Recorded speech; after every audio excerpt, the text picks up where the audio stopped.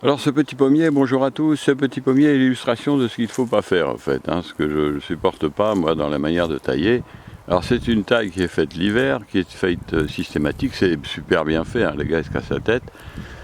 Et voilà ce que ça donne, et bien quand on arrive, là nous sommes au mois de septembre, alors l'arbre, évidemment qui est un arbre très poussant, qui probablement est greffé sur un pommier franc, très puissant, et bien voilà ce qu'il fait, c'est-à-dire qu'il fait plein de branches. Vous avez on peut dire des centaines de rameaux comme ça, pratiquement des tire-sève, vous voyez, qui partent de tout l'arbre, et tous les ans c'est la même chose. Alors il reste bien entendu des fruits, parce qu'il finit par fleurir quand même à la base, et les fruits, vous voyez, ils sont à l'abri de la lumière, ils sont dans le milieu de l'arbre, il n'y en a pas beaucoup, et c'est dans un univers très touffu. C'est exactement l'inverse de ce que je préconise personnellement. Alors si vous regardez à l'intérieur de l'arbre, eh bien c'est des branches partout. Alors il n'y a pas accès évidemment à la lumière, donc pas de boutons à fleurs, donc pas de fruits. Et puis voilà. Alors il y a bien effectivement quelques fruits. D'ailleurs ils sont un peu heureux, mais ça n'a rien à voir.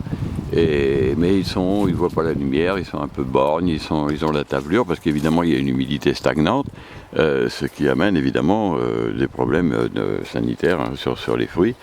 Et puis voilà, donc nous sommes vraiment dans un système de taille qui est l'inverse de ce que je préconise. C'est pour ça que moi je préconise la taille d'été. L'hiver, il n'y a quasiment rien à faire, surtout sur des arbres comme ça. Si vous pratiquez la taille simplifiée, il n'y a aucun souci là-dessus. Alors vous pourriez me dire effectivement, mais pourquoi vous ne taillez pas cet arbre-là? Mais pourquoi? C'est parce que c'est pas à moi, c'est pas moi qui décide. Et puis j'ai pas envie de tailler tous les arbres de France et de Navarre. C'est à vous d'apprendre, C'est pour ça que beaucoup de gens me demandent, mais là, dans quel cas je fais qui, je fais quoi? Je peux pas répondre. J'ai trop de demandes. Trop de demandes, je passerai ma vie à répondre. Et puis de toute façon, je suis pas sur le terrain, il faut que je vois les arbres.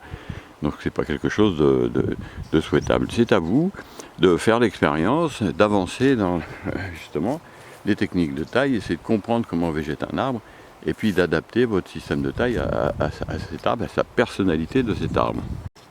Alors vous voyez ces deux pommiers qui sont côte à côte, taillés de la même manière en hiver, novembre-décembre. Le gars il se casse la tête, il les taille vraiment bien en boule. Et puis vous voyez, l'été suivant, c'est que du bois. Si c'est ça que vous voulez, faites-le. Toute l'énergie part dans les branches et non pas dans les fruits. Donc les récoltes sont à minima. Et je vous dis, les fruits malades, tavelés, borgnes, etc. Parce qu'effectivement, ils sont dans l'humidité, dans l'obscurité. Écoutez, voilà un exemple de ce qu'il ne faut pas faire. Et donc moi je vous encourage à étudier sérieusement pour ce type d'arbre la taille simplifiée. Et je vais sortir un ouvrage d'ailleurs là-dessus pour que vous sachiez ce que vous avez à faire cet hiver, notamment dans ce type d'arbre à plein vent. Et c'est vraiment que du bonheur, vous verrez, c'est plus facile. Et vous avez des récoltes là, c'est 10 à 20 fois plus grand, ça c'est garanti. Ok, écoutez, moi je vous salue et je vous dis à bientôt pour d'autres vidéos.